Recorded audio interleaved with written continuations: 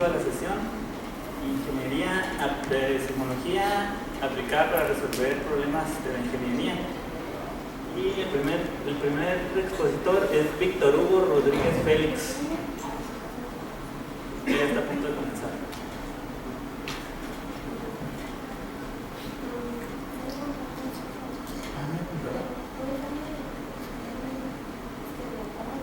Vamos a esperar tantito porque no hay apuntador. Van a ser 15 minutos por persona, 13 van a ser de la exposición y lo que reste para preguntas. Y en caso de que alguien falte, pues nos vamos a esperar por si alguien está interesado en llegar a la exposición de alguien, pues llegue a la hora correcta. Y al final vamos a tener 15 minutos para discutir al respecto del tema.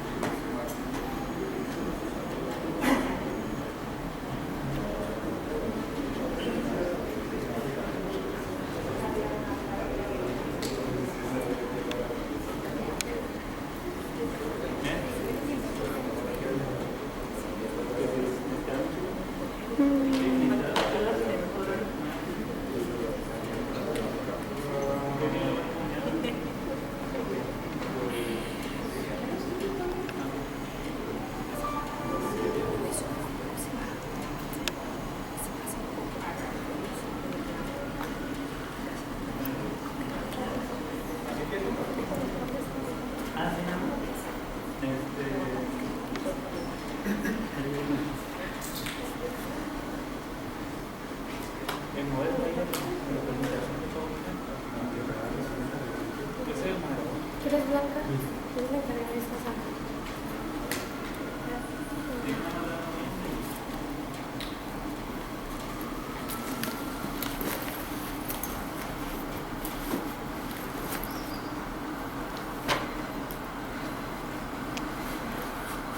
Bueno, primero que nada, buenos días. Gracias a todos por haber madrugado a esta pequeña charla. En respuestas voy a tratar de hacerlo lo más amena posible. Bueno, mi proyecto de investigación consiste en una microzonificación sísmica de Nuevo Vallarta, Nayarit.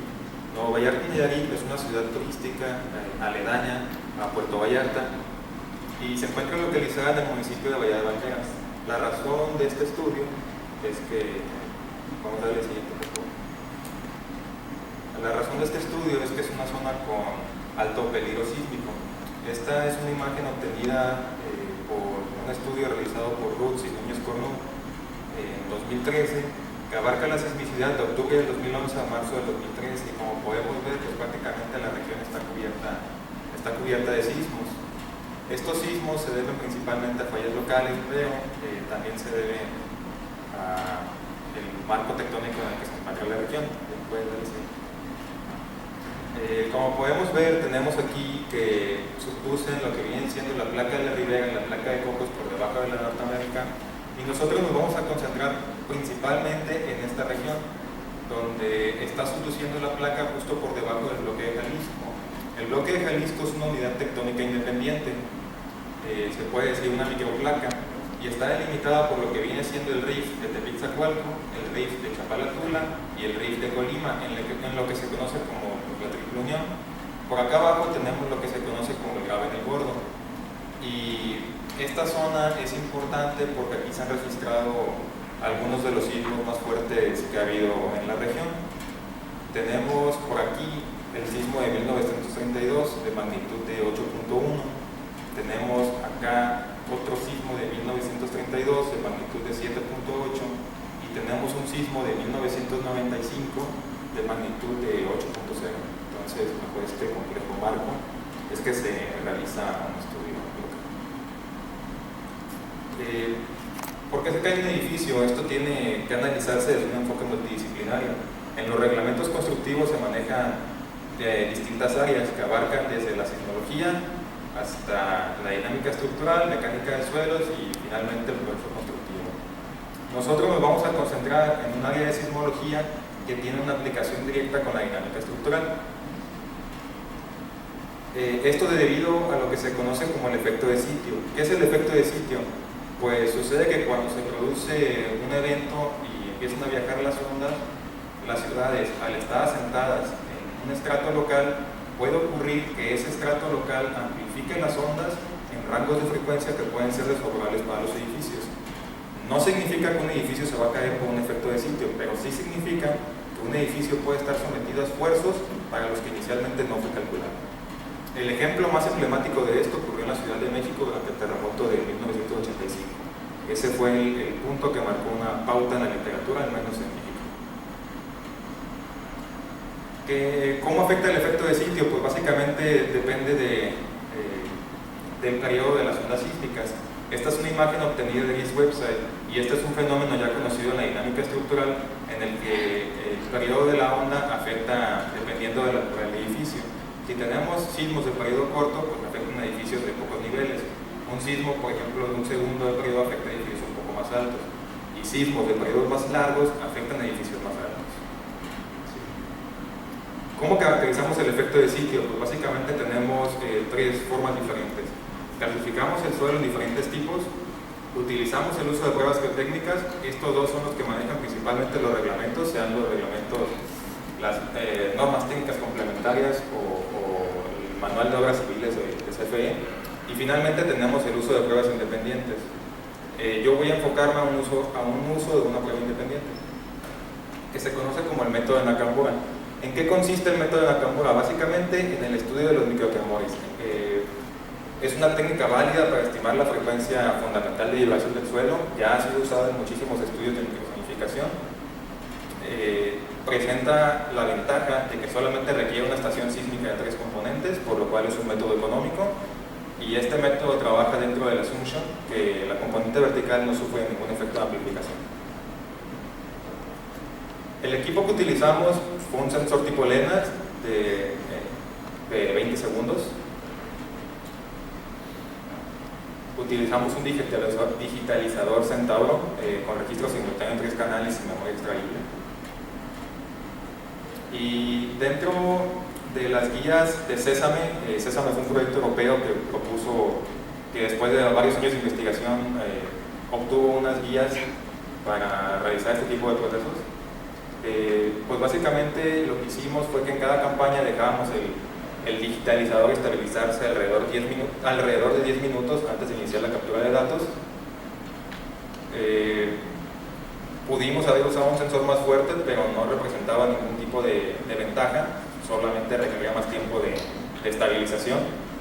El tiempo de grabación fue de 40 minutos. ¿Por qué? Porque tenemos un estudio de una región aledaña en el cual habíamos reportado bajas frecuencias, y la recomendación es que si esperas encontrar bajas frecuencias, el tiempo que debes dejar son 30 minutos, entonces dejamos 40 para tener un espacio de juego un poco más amplio.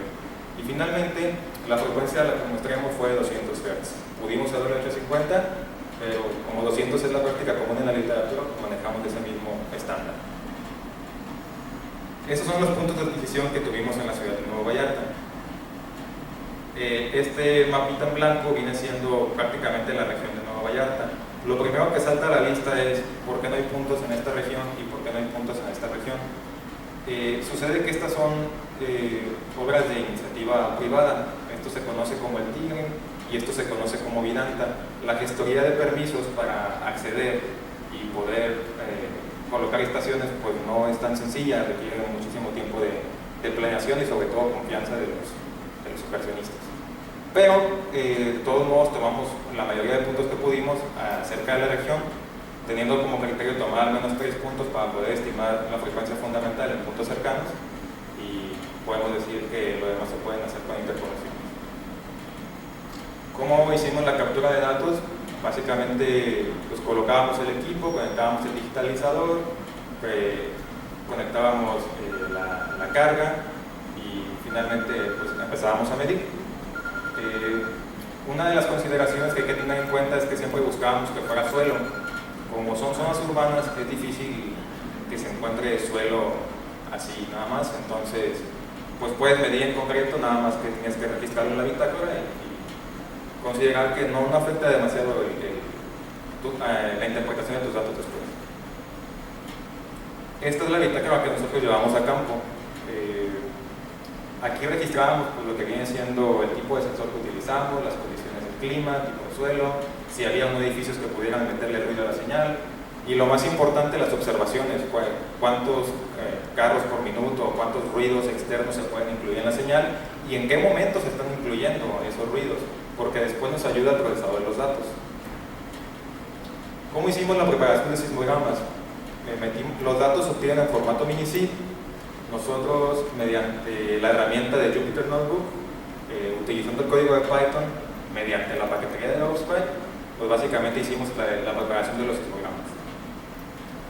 Este es un ejemplo de una señal que nosotros recibíamos. Como se puede ver, aquí hay un brinco. Este brinco corresponde pues básicamente a los movimientos del sensor. Nosotros ya teníamos en la bitácora el registro del tiempo que tenía que ser, entonces nada más lo que hacíamos era cortar la señal. Y ya que cortábamos la señal, pues obteníamos el tipo de señal que íbamos a utilizar para nuestras ventanas de tiempo. Uno de los criterios importantes a considerar para la elección de las ventanas de tiempo es que si tenemos un pico que se manifiesta en las 3 componentes, es muy probable que sea un pico de origen industrial. Esto lo contrastábamos con los resultados que habíamos obtenido de nuestra libreta de campo y la mayoría de las veces coincidía, ¿no? que el pico que teníamos ahí estaba registrado en la bitácora de campo. Entonces, eso facilitó el procesado de los datos. Para el procesado de los datos utilizamos un programa que se conoce como GeoPsy, utilizamos un filter de triggering, utilizamos un smoothing de Fibonacci de 40 y construimos este tipo de imágenes. Para que nuestras imágenes fueran confiables, las guías de Sesame pues, nos dan un conjunto de criterios que vienen siendo estas 3 fórmulas básicamente. Para eso nosotros registramos nuestros datos y simplemente programamos las fórmulas, las corremos y verificamos si son confiables en nuestras curvas. En nuestros casos todos nuestros puntos fueron confiables. También cuando tenemos casos de picos en la frecuencia fundamental, esos picos usualmente corresponden a contrastes de velocidad. Entonces lo que recomiendan las guías es que tú apliques todas estas fórmulas y si al menos 5 de las 6 te aplican, puedes asumir con cierto grado de certeza que hay un contraste de velocidad allá abajo. Estos fueron los casos que encontramos. Encontramos picos bastante claros, encontramos picos de frecuencias unclear, se puede percibir que la curva pues, básicamente se cae, y encontramos los broad peaks, que son curvas de difícil interpretación y que en nuestros casos estaban con cierto grado de ruido en la captura. Estos fueron los puntos, a lo mejor no se alcanza a percibir muy bien, pero los globitos verdes pues, son básicamente los puntos donde vemos los picos elevados. En el caso de los globitos azules son donde vemos los picos que van en caída, que son generalmente las frecuencias más bajas que pudimos registrar. Y en el último caso, los globitos de color púrpura pues, vienen siendo los broad peak cases, que son de una interpretación un poco más compleja. Cabe destacar que aplicando las fórmulas para definir si en verdad son picos claros, los que obtuvimos, ningún pico cumplió ninguna fórmula. Todas las fórmulas cumplían 1 o 2 criterios, pero nunca todos, y nunca los confiables como para asegurar que hay un contraste de velocidad. Finalmente, pues lo que hicimos fue hacer interpolaciones mediante la interpolación Inverse Distance Weight, utilizando programa de código libre que se conoce como cookies, y obtuvimos lo que viene siendo un mapa de frecuencias, un mapa de amplificaciones, un mapa de periodos de la región de Nueva Vallarta, y como ya había un estudio en la región de Puerto Vallarta, que es una ciudad aledaña, pues básicamente hicimos la interpolación completa y obtuvimos el mapa de periodos para toda la región. Ahora, esto es un criterio de sismología aplicada a la ingeniería, pero ¿de qué le sirve a un ingeniero este mapa? Pues de mucho, ¿no? Porque esto ya es un dato preciso, calculado, y no tiene que estar calculando los periodos mediante fórmulas empíricas como proponen la mayoría de los reglamentos de construcción, sean locales o sean nacionales. Como conclusiones que tenemos, pudiera haber contrastes de velocidad, habría que corroborarlo con las pruebas geotécnicas que se realizan en la región. En general tenemos capas sedimentarias y tiene sentido porque en el estudio del daño teníamos que la mayoría eran capas sedimentarias. En esta ciudad pues también tenemos que confluyen varios ríos, tenemos que estar más, entonces no es algo descabellado asumir que existen las capas sedimentarias. La frecuencia se ubica entre 1 y 4 Hz. La amplitud que obtuvimos, que es una amplitud aproximada a la real, no significa que sea la amplitud real, pero ahí se puede considerar como una amplitud un poco debajo del margen real que se obtiene con otros registros, por ejemplo los sísmicos. Cabe destacar que esto es un estudio preliminar. Finalmente, no menos importante, es que en una de las campañas pues, nos encontramos esta pequeña sorpresa, y dentro de todas las campañas de investigación pues siempre hay pequeñas sorpresas que pues casi no se cuentan, pero cuentan mucho. Gracias.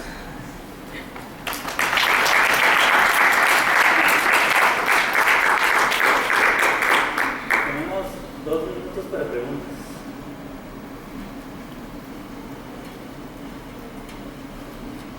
Para el cálculo de la amplitud existe corrección instrumental. Para el cálculo de la amplitud que estás mostrando existe corrección instrumental. Sí.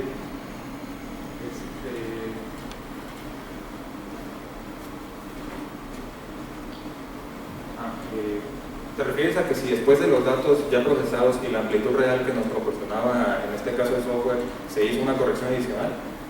¿Es esa la pregunta? O sea, lo que tú estás obteniendo del sismograma es en cuentas por segundo, pero eso no te da ok.